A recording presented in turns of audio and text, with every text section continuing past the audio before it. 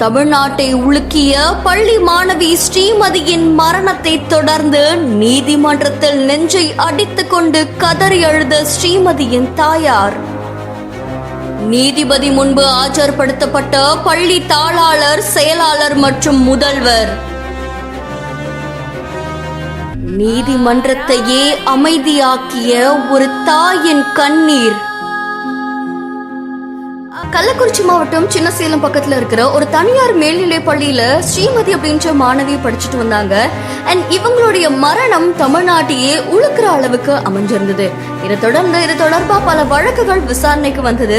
இந்த வழக்குல இருந்து பள்ளி ஆசிரியர்களான கீர்த்திகா, ஹரிப்பிரியா இவங்களுடைய பெயரை நீக்கிறதுக்கு எதிர்ப்பு தெரிவிச்சு மாணவி ஸ்ரீமதியுடைய தாயார் செல்வி மனு ஒண்ணு அளிச்சிருந்தாங்க.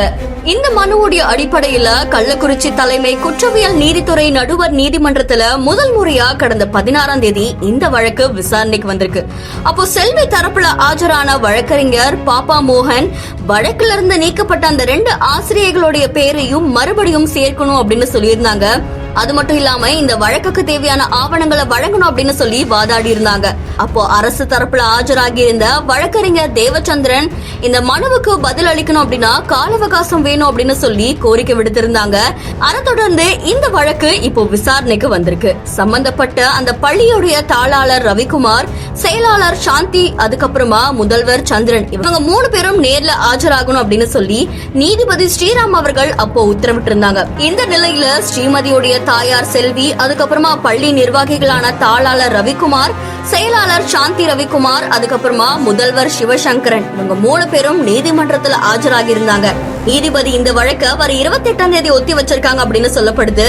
பள்ளி தரப்பினர் ஆஜராகணும் அப்படின்னு சொல்லி உத்தரவிட்டிருக்கிறதாவும் கூறப்படுது. நீதிமன்றத்துல இந்த வழக்கு விசாரணைக்கு வரும்போது ஸ்ரீமதியுடைய தாயாரான செல்வி கதறி அழும் காட்சி காண்போர கண் கலங்க செஞ்சிருக்கு. இந்த வீடியோ தொடர்பான கருத்துக்களை பிஹைண்ட் நியூஸ்ல பதிவு செய்யுங்க. தொடர்ந்து பல செய்திகளுக்கு ஃபாலோ பண்ணுங்க.